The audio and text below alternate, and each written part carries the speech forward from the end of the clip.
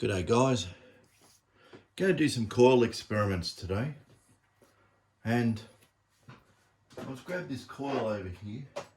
I've already started pulling it apart, and then I thought it would probably make a good video. For anyone who wants to know about coils.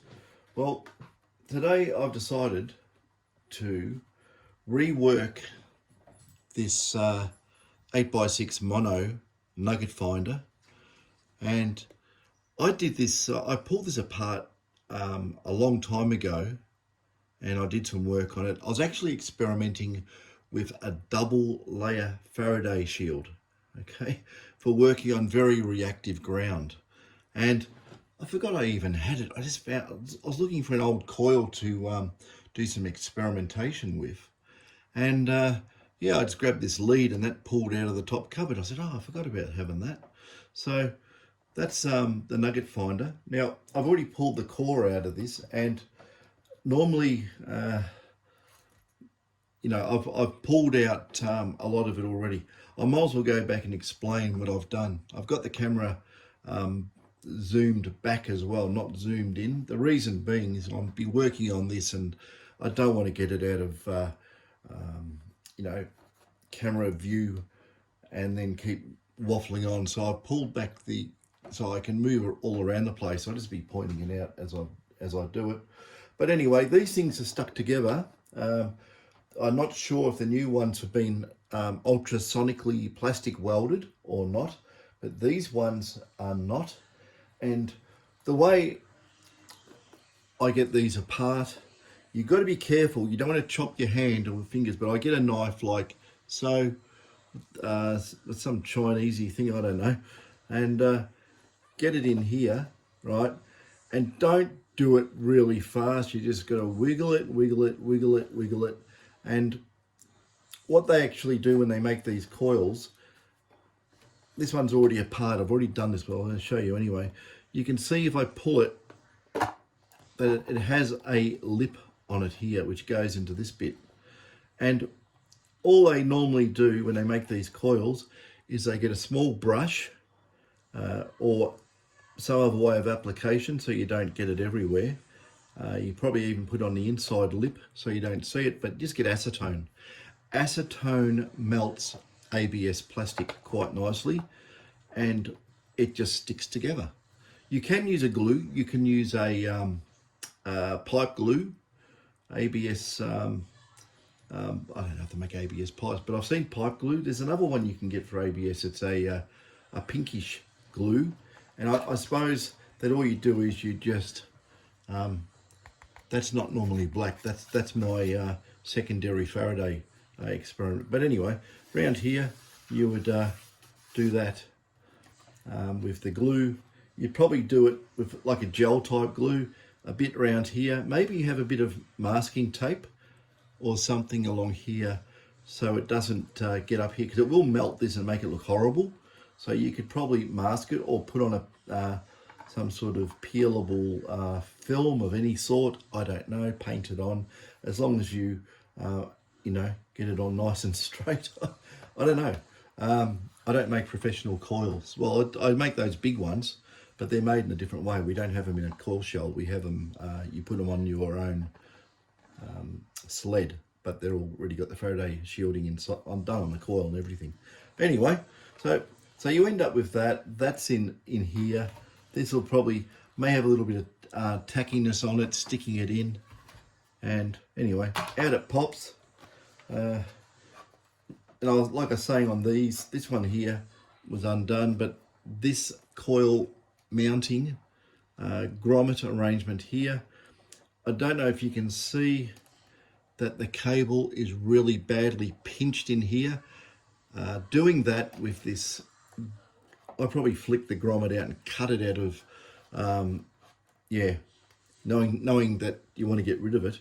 I probably have it. I flicked it out, and the little grommet goes around here. It sits in these plastic grabbers, and on the far end of this, of course, you have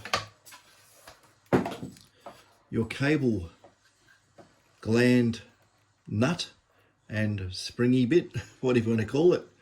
When that goes down there, and like that there where it's pinched really badly, sits in there like so, because this goes to the coil inside it, and this is done up tight, all it does, because of the conical shape, is push this like massive pressure.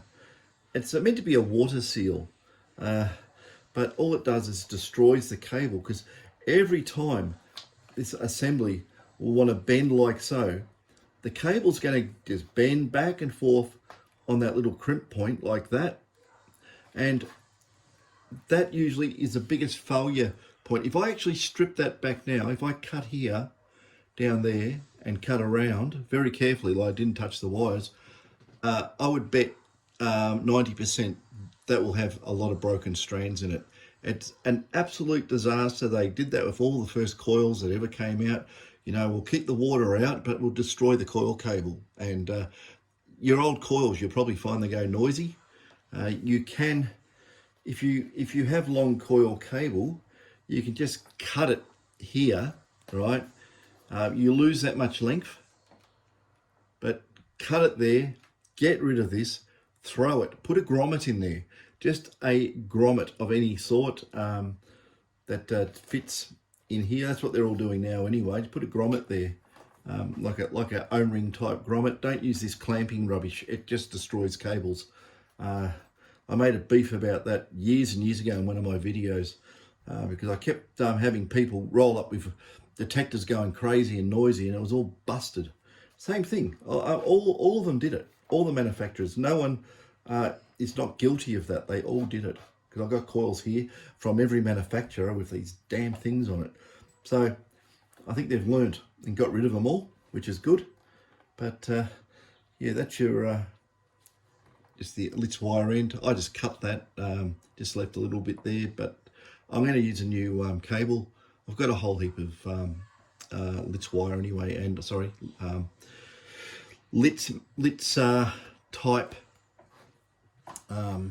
coil cable and Litz type wire. Yeah, like I say, you probably seen my other videos. I have tons of this stuff, and get rid of that because I think that's probably yeah, it's seen the end of its life because of that crimping. And yep, get rid of that, gone. The other thing you want to do too on here, where the wire on here, which way did it go? I think this foam, by the way, this is what they make surfboards out of. Okay, don't use soft foam. Sorry, foam. This stuff here is crispy. You can have a listen to this. It's hard. It's a hard foam. If you use the blue foam on especially a larger coil, it actually shrinks over time and all the windings become loose. I've noticed that too that where the cable is in here, to get the cable out, they glue it in. I just get the sharp knife again and just go down the side like so, and I cut it out. So it comes up. Don't yank it up. You'll just rip straight through this part here because that's where the wires have been poked through. There's a hole there. And what I've done here, I've just grabbed the Litz cable. Actually, I'm just going to chop that right off because the big blob of solder on the end is going to rip the hell out of this stuff as it goes through. But what I want to do, I just want to pull that out like so. And it has this, on this particular one, they used to put rubber bands around it, like what you we use as office stationery. I found that in some of them. But they got this silicone-y, slimy stuff. I don't even know what this stuff is. But yeah, it's a silicone. It's a silicone. It's very smooth, so I'd say they probably paint it in and maybe put a Teflon band around it or something. It holds it in there. I don't know the manufacturing process on these. A lot of the coil manufacturers like to keep those processes under wraps. But you can see the first layer of Litz wire coming off is all got that silicone stuck to it. So off she comes. I'm going to rebuild this one as an experimental coil. I've got some ideas I want to prove out, and I thought, well, I'm not going to use this one as is, so I might as well pull it apart and run. Whoops, there it goes. Yeah, this elastic, snotty silicon stuff. I think it's silicon. Maybe they just put it in there as a bead, and what I've done, like doing your bathtub or your shower, you just lick your finger and do that, and it makes it smooth. Maybe that's the way it's done. I mean, not lick your finger, but you can put water on it. There's a trick to doing it too if you want to do it. When you're doing silicon, don't use just water to do it. Mix the water with a little bit of glycerin, okay? And you'll never have your finger stick to it. It'll turn out beautifully. That's just a trick I know from doing bathroom repairs over the years. So anyway, off comes the wire, and it's elastic. I'm just going to use the form for this because rather than me going out and cutting up I've got some of this foam. I don't want to cut. It's damn expensive. I don't want to cut that up. I'm just going to redo this. And while we're here, I'm going to compare this Litz wire with my own stock. I just want to see if there's any difference in the Litz wire, what I had made for me years ago. So I still got 600 kilos of it or something. We'll just have a look. As you can see, there's a lot of Litz wire goes on making a coil. And Litz wire is not cheap. Try and buy this on eBay. It'll cost you a fortune. You know, if you want to buy Litz wire off me, I sell it to you really, really cheap. Probably about 1/10 of the price you'd pay on eBay for it, I tell you. It's a bit of a gouge on eBay, but yeah, we're getting there. So this will give an idea too of how deep the cut should be, putting on roughly that amount of Litz wire for this size coil. And I could measure it for you too. I can measure it out. I've got a wire counter. I'll just count it out for you too, rather than measuring the actual turns. Because when we make these coils, the length is roughly the same. And the turn's actually different. So if you know the length of wire, you probably know how many turns to put on. It works out very, very close. Anyway, that's that. If you can have a look there, she's got I don't know, 2 centimeters or so. But yeah, that's nice and light. Go over there, don't fly away. And just for those who are interested, I'll just measure the length of the wire, and by looking at this wire, and I'm going to find some of mine in a minute. I'm going to cut the end off that and I'll have a look at the stranding.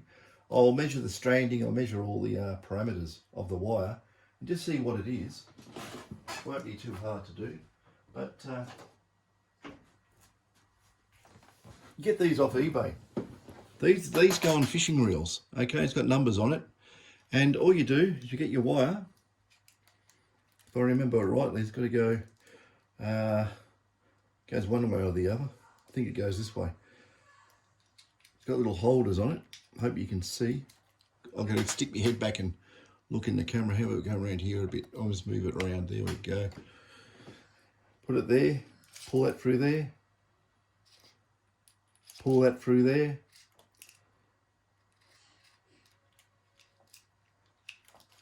Okay. And I've got to go for the last one. You've got to get it round. Well, it's not made to do this by the look of it, but it's going to. I'll force it into compliance. Put it there. I'm going to use side cutters as grabbers because, actually, does that go? I can actually push it past the wheel, can I? Yes, I can. I did it the hard way, didn't I? So, let's have a look how much there is. What have we got here? There's probably, you know, what, 1, 2, 3 inches or so. I go from inches to metric, like back and forth, because I know both. So hang on a second, let's have a look. I'll see if this actually works. Yep, the wheel's turning. I'm pretty sure I got it around the right way. Maybe I haven't, I don't know. Maybe it's going to gum up when I...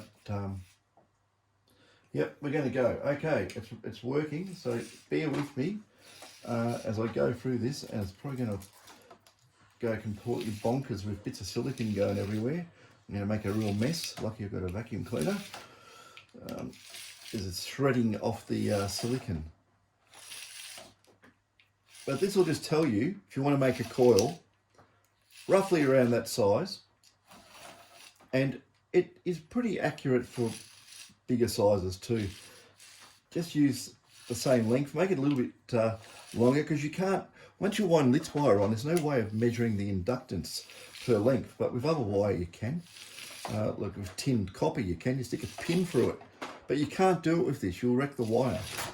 So that's the trouble with, oh, there we go, silicone everywhere. This stuff's just flicking off crazy. Oh my God, look at that. Get off. I don't know if it'll pull that through. Yeah, it's jammed it, so I have to get rid of that. Hang on a sec. If it jams it, it don't count. The wheel stops turning, so I can't have that if it jams. I've got to keep my eye on it to make sure it's still counting. Okay, there we go.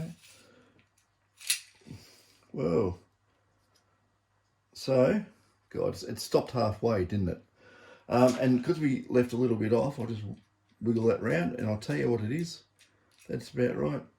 It's hard to see because it's reflecting the light, but 15 meters. That coil had 15 meters of wire, and I think that coil was 280, 85 microhenries. Some of these smaller ones are a little bit less than the standard 300. It depends where the wind ends up, in a lot of cases. So that was 15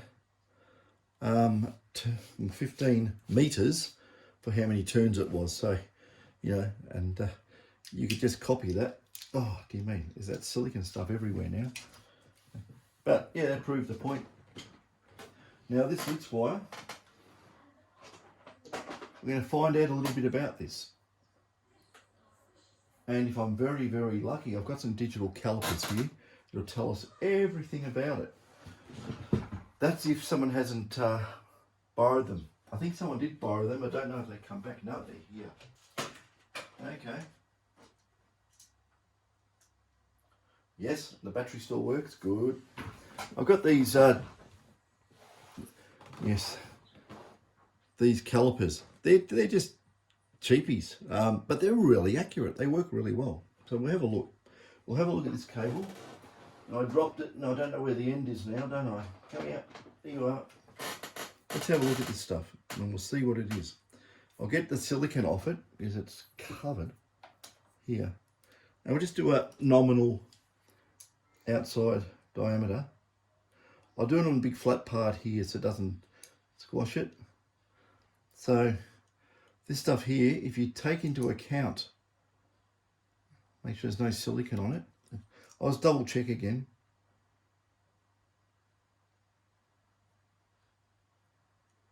I can squash Litz wire, so I'm using it on my flat here. I don't want to squash it. So look, 1.5 millimeters. Okay, 1.5 millimeters, this stuff. Now we'll have a look at the stranding. I'll pull the insulation back. The insulation, when they first made Litz wire, they used silk. Now they use a polymer, type of polymer, and it's, yeah, it goes a little bit furry. So let's have a look here.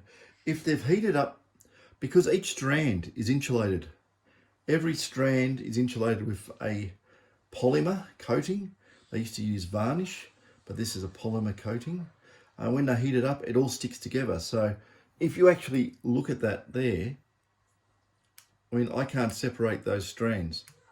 They're all stuck. That's because of hitting it with the soldering iron.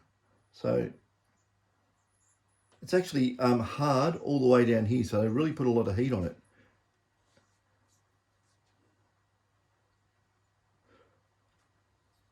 I'll just chop about that much off. See this coating? It's very silky, but it is a polymer. It's not silk. Otherwise it would cost a fortune. So anyway, off it comes. And normally this stuff just melts away when you solder it anyway. And it can act as a bit of a self-fluxing agent. Sometimes this stuff depends. It's a polyamide insulation on these. And we will... I want to get my little beady eye headset on here. And I'm going to count the strands. I'll do it with this magnifier so I don't stuff up, okay? You don't want to know what the strands are? We'll measure the strands in a minute too. 1, 2, 3, 4, 5. Come on, spread out. 6, 7, 8, 9. Come on, number 10. Hang on, I'll spread these out. It's too hard to work with, they're all bunched. 10, 11,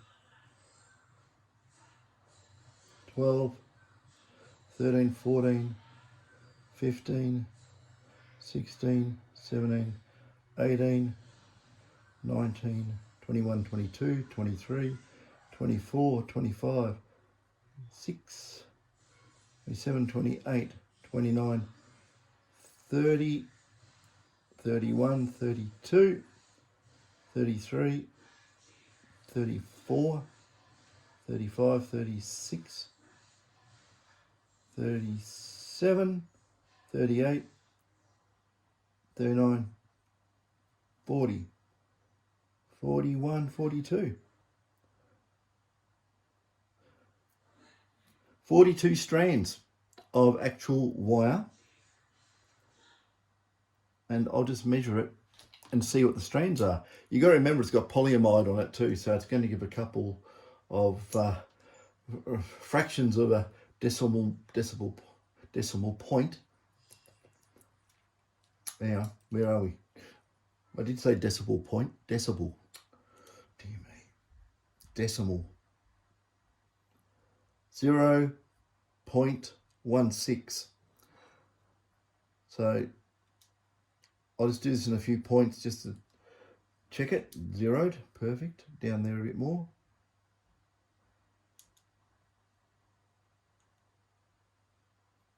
Okay. 0.16, 0.17, it's probably 0.16 on the flat there.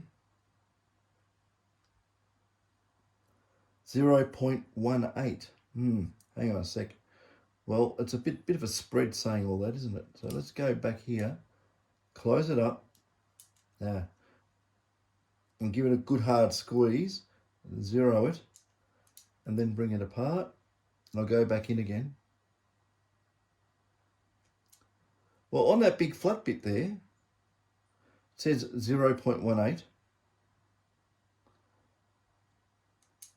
Well, after I've squeezed it all up and that, 0.17. So it is probably 0.17, 0.18, or it could even be 0.16. With the strand the way it is, and that material on it, well, there's a way of getting rid of it. I can burn it off with a soldering iron. Then I measure it and we can see what the copper is. So hopefully,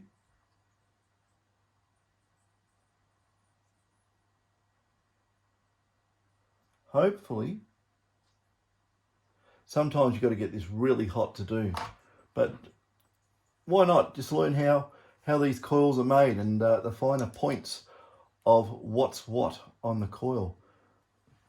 I've probably got to put a bit of flux on it and then work it down. I don't want to leave the flux on it and don't want to leave the solder on it. Okay, but they'll get some heat into it. which I can get rid of the polyamide on it. Hopefully.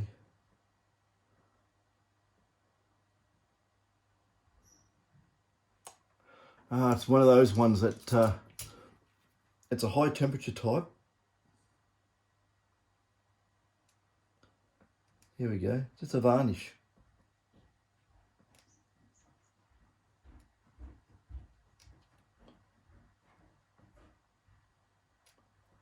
Okay, strip the varnish off it and we'll see what it is, just for interest.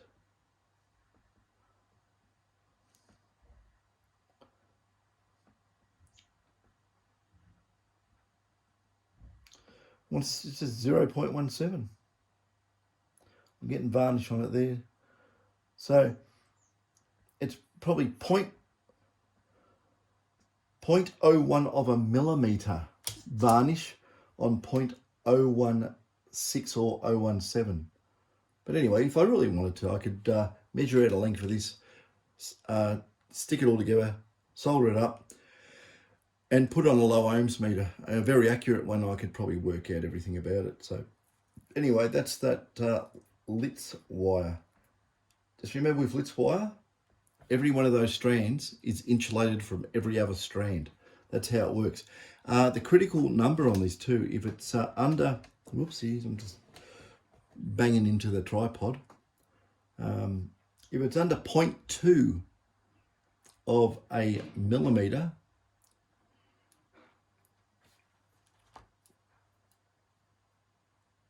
yeah, if it's under 0.2 of a millimeter, it'll usually work on a pulse induction detector.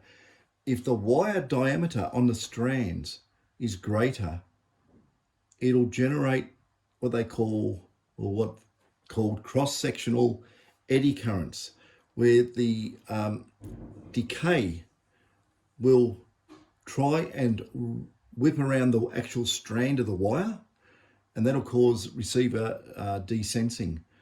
If you get those strands down below 0.2 of a millimeter, if you made those strands 0.1 of a millimeter, you can make a very fast coil. It's a trick that a lot of people probably don't know about it, but some people do. So the size of the strands is important to how fast the eddy currents die away in the coil and how quickly you can turn your receiver on. The other thing too is that you will get coupling strand to strand, and you'll get all sorts of intercoupling capacitance and everything, because the wires are insulated and it's not straight, it's wound around like that. So you get little phase changes as the wires, wrapped around like that. The inside happens quicker than the outside, even though it's minuscule over a big wind. It may play an important thing in there. Maybe there's some a little bit of non-alignment cancellation. I don't know.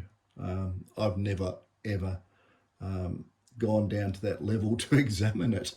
I just know that if you get this and it's of a particular size and amount of stranding, it'll work. So you want to aim at having your coil relatively, not a dead short circuit with big thick wire, of course, but I've measured them, including the cable to the detector, putting a low ohms meter in. Some of them about 0.2. You can get 0.2 of an ohm coils, 0.3, 0.4, 0.5. I've seen them as high as 0.65, depending who made the coil. The thing is, you've got to remember too, taking into account these coils, even though it's a coil, it's going to try and resist what you put in there because of the inductance of the coil. The lower the resistance is, the more energy, speaking from a resistive point of view, is how much energy you can get into that coil. So you don't want a coil with a lot of resistance unless you're running big, long time period pulses. You want very, very low ohms, you probably want to drop it a little bit under 300 microhenries like they do on most of the coils. There is a reason for that. You can turn the coil on and off quicker. Okay, it works better for very, very short pulses. Say, especially on, say you're looking at these GPX detectors that came out of different modes than normal. If you have a look at some of the pulses, they're very, very tiny. And, you know, some of them, I think some of them like 6 microseconds when they're normally 35 or whatever, or longer, and everything in between. You know, if you're doing sampling that quick, you don't want a lot of inductance there. As the thing's just not going to turn off quick enough to be able to sample.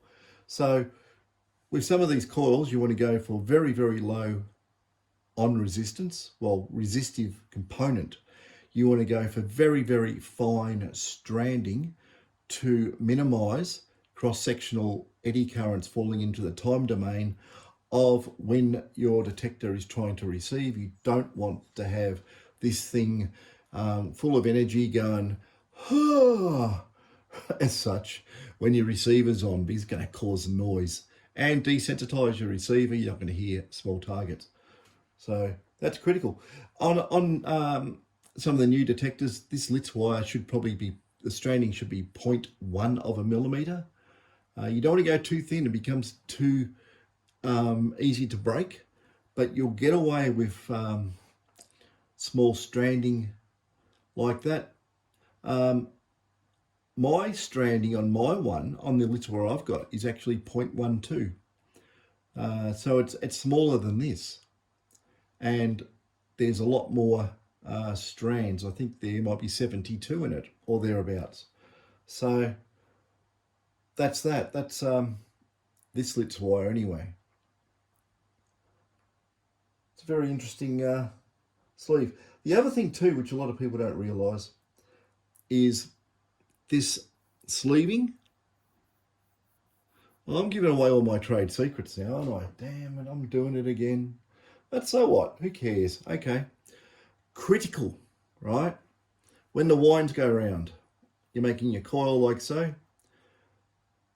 This bit here, the insulation, you want the insulation to be 1/3 of the diameter of the wire stranding in a bunch like that. So this is very thin. It causes interwinding capacitance. You want to reduce the interwinding capacitance. It's to do with how fast you can turn your coils off again. Capacitor stores energy. You don't want that capacitance effect. The other thing too is don't wind your windings like how I'm doing it here, next to each other, because this also causes domain problems in alignment with the next wind of cancellation. You want to wind your coil to make a very efficient coil. I'll show you how. I've done these experiments because I know what I'm talking about when I do this. Say that's your former, my hand is your former, right? Wind like so, wind it out there. Wind the next one in the middle, wind the next one close to the start, wind again probably on the other side of the middle, in between that one there. And what you're trying to do is you're trying to make a jumble wire. You're trying to keep the wires in the same space, but you want them, the trouble is when you cross the wires over, it makes big air gaps in there, which is beneficial, but it also makes the size of your bundle winding bigger as well, which is not what you want. Everything's a compromise with this. So when you get your wires wound far apart like that, there's less capacitance on the first turn to the next turn. Okay, you don't want a lot of, because you do get cancellation happening, and then you work it out for yourself how you can do that without going over the winding. Maybe you could use, it'd only work on the first few turns, but you could use grooves in your former where the winds go on, so the wires actually sink in further and then out. And if you really wanted to, you could do your first layer like that. Then you could put in another grooved piece of material. It'd have to be very thin, and do it again. This is all, this sort of stuff I'm talking about now is experimental. And it is separating the bundles from each other, but you only want those wires to be 1/3 the diameter away from the next wind. So it's basically the middle of the wire is 1/3 here and 1/3 there. So the wires are actually 2/3 diameter away from each other, all around like that. And that is how you're going to make the most efficient coil. And if you can work out how to do it in a bundle wind, to cut that wire wind to wire wind capacitance and domain problem, you'll have a really super sensitive, fast coil. It's probably the best coil you could ever make. I don't know how to make it better than that. But that is the trick of the trade in making a coil. The other thing about making coils as well, this your Faraday shielding, which this black stuff here, you really don't want it very close to the bundle winding as well. You want to keep it away. There's probably a optimum formula for working that out. I don't know what it is. What I usually do, I just hook up my capacitance meter and I get some material and I put it near the winding, hooked up on one end of the capacitance meter, and just move it and just see if it's a couple of picofarads or so, 10 picofarads, whatever, I don't care. But if it's too close, it's going to be 100, 200 picofarads, because there's a big surface area on the coil. The coil winding to this is a big surface area. It acts as a big capacitor. You can probably, there's ways of minimizing that too, but that's really getting into the secret sauce. We don't want to go there just yet. But a lot of the other stuff I've said, it's sort of like, that would be secretive within the trade of making coils. But if you really went hunting for it, you'd probably know. And there's probably some coil manufacturers out there at the moment going, oh no. And there's probably coil manufacturers out there going, oh, I didn't know that. It'd be a mix, believe me. There's a lot of people make coils. But, don't do what some people do. And I'll tell you what some of the worst things I've seen done, right? Okay. To make a super efficient coil, you really want air between each wire wrap. You don't want anything with a high dielectric. Look up what dielectric is, okay? Air has a dielectric of 1, or actually a vacuum has a dielectric of 1. Air has a little bit of whatever, other gases in it, but it's close enough. Say it's 1.1 or 1.001 or something. Just call it 1. That's your optimum, okay? When you start using different materials in there, I'm trying to isolate the windings from each other. Like polyamide is okay. It's not the best. People tend to go, oh, we'll use Teflon. That's a nice dielectric. It's low dielectric, whatever it may be. And, it's probably 1.5, 1.8. The trouble with Teflon, it gives off an electric charge when it rubs or gets pressurized. It acts like a quartz crystal to a degree. Do not use Teflon for receive coils. Everyone thinks, oh, Teflon, yeah, great. Don't do it. You'll make a noisy coil. Every time you bang your coil, it'll go pa-ting, pa-ting, pa-ting in the detector. Don't do it, okay? Teflon's out.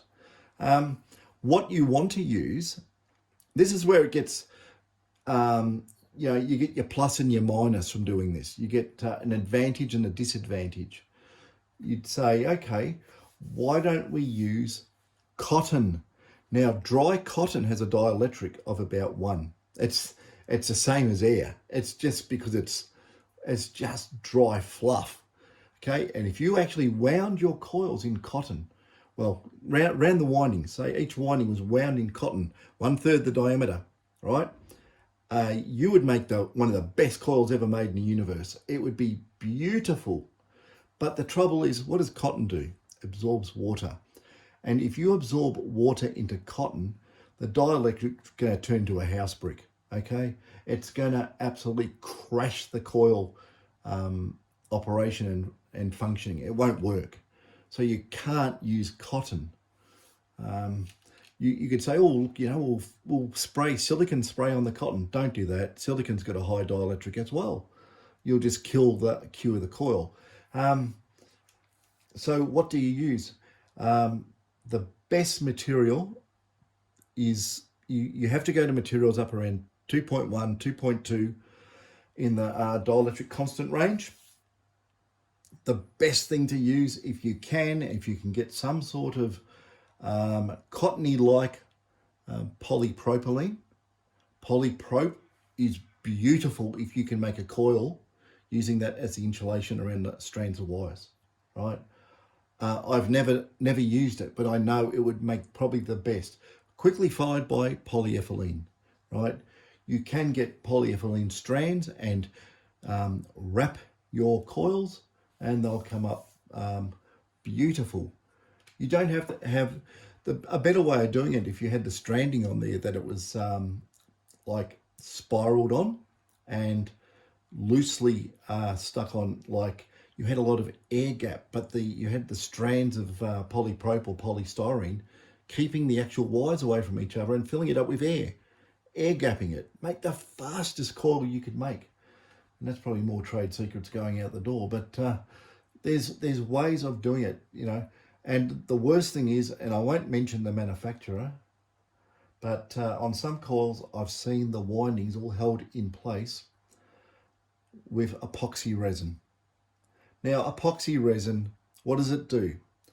It gets between all the windings, right? And is an absolutely very high dielectric constant of epoxy. It kills the Q of the coil. You may have people say, oh, I use this coil. It's very quiet. Number one thing that would tell me a coil is absolutely, I'm not going to use any choice words, but we'll say not performing correctly or at its optimum, would be a coil that was quiet. Why is the coil quiet? The coil's a receiver. It really is going to pick up everything around. It's going to pick up a little bit of, well, it's got to pick up power lines because it's operating in the same spectrum that the detectors, pulse induction detectors work. You know, if it doesn't pick up, you say, oh, it's a great coil, doesn't pick up power lines. I'd be going, yeah, right. It's not going to pick up anything else either, right? It won't pick up target signals on very small gold at a good distance from the coil. So in that regard, you know, a coil that is just sitting in free air, that is basically noisy. I don't mean noisy because it's constructed wrong and it's got the wrong inductance and everything else. I mean, it's just a really good receiving. Like, say you walk away and you've got something like a small battery or something, and you just, you know, flick the wires together. If you can hear that in your detector, that is a really good coil, and you can actually use that as a measuring medium as long as you keep the charge the same and the battery doesn't go flat while you're doing it. But any sort of arcing, sparking, or whatever. The best one I have for setting a detector, and this will work, one of these little vacuums. Just that turning on and off, the magnetic pulse, or electromagnetic pulse developed from the motor will set the detector off. So bang on, bang on. See how far away you can get. Use different coils. Obviously a bigger coil is going to go further than a small one, but if you've got a bunch of different coils from different manufacturers and they're all roughly the same size, you'll get an idea which one's the best. The other way of doing it too is if you've got a cordless drill. Cordless drill does a beautiful job, same thing. You want the electric motor, it's going to get magnetized, when it starts turning, and it's going to generate an electromagnetic field from that. And if your detector picks it up at a good distance, you know, zip, zip, zip, and the detector's going patang, patang, patang, you'll know it's a good coil. You can't filter this from the coil. It's impossible. You can't do it. Once you put filters in the coil, you're going to slow down signals coming back. You're going to try and, round them off, and you're going to lose signal intensity. So you know, a quiet coil in regards, and I'll say in my opinion, is not a very good coil. You want a noisy coil, but you don't want it to be noisy when you're putting it on the ground, that the Faraday shield's not working and it's picking up all the changes of the ground, changing the capacitance to the actual coil winding, which will cause changes that you're going to hear in the detector as well. You want a really good Faraday shield, which is a carbon or whatever it may be, so that the winding sitting there is acting between the capacitance of the winding is to that carbon. The capacitance doesn't come out here, or the other side just doesn't do it. But if this is not done properly, it'll leak through. If it's got holes, gaps, cracks, you will get that effect. You'll know that it's not shielded properly when you hit green shrubbery and the detector goes off. It hasn't got a proper encasement Faraday cage, because it's having an interaction from inside the winding somehow to that green shrubbery. Usually it's a faulty coil of some description that the Faraday shielding's given up the ghost, cracked, broken, worn off, rub through. Plenty of rub throughs out there, but not going to get into too much of that either.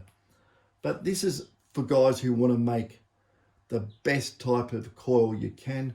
You can look at my other video where I did discontinuous Faraday shielding, whereas you would cut there and break the shielding. You would put a piece of material here, you would paint it here, and you would have that overlap the cut. So it's actually shielded, but it's not a continuous partial short. So carbon is a resistor, right? And even a high value of this everywhere will burn up some energy of a return signal, and the return signals are minuscule. They're tiny nanovolts, picovolts. They're nothing, and you don't want to lose it in resistive carbon, saying, oh, here comes some electrical signal, electromagnetic field. Oh, we'll just take some of that and burn it up as heat, because that means loss of signal. So layering the shielding is a good idea. Like even something how that's been cut there, and it had a cover over it with paint. I can't remember. I think I might have done that actually. I might have, because I redid this coil ages ago. I can't remember what I actually did to it. I did something. Oh, that's right. Yeah, of course. I was just showing you. I painted it black. There you go. And I had a little trap wire coming off here, stuck on somewhere, and that went on here. Very fine. You want to have very fine wire doing that. Anyway, that's enough of that. I think no. I thought someone was home. They've been out and about, so it's given me a bit of peace and quiet to do this video on this coil business. But yeah, if you want to know about coils, I think I've given everyone the crux of making a really good coil. You can't make it any better. You make sure you get as much energy into the coil as you can. You want to reduce your capacitance. You want to reduce your high dielectric materials to the lowest you can. You want to keep it stable. And, what else can I say? That's everything. That's yeah, probably enough info from doing this for 40 years that everything I've tried, what I've said, I've tried and it works. It makes it better. So you can end up making some killer coils by following those rules on making a coil. A lot of some of the information, I'm going to tell you this because it sounds great when I tell people, but I don't tell anybody. I've only told 2 people this. A lot of the information in the early days on magnetics, the University of Surrey in the UK, Professor, can't remember his name now, but he's an absolute duck's nuts on magnetics, electromagnetics, everything to do with it. I can't think of his name, damn it. It's a long time ago. And I had a couple of phone conversations on, we're talking about making the best possible coil ever.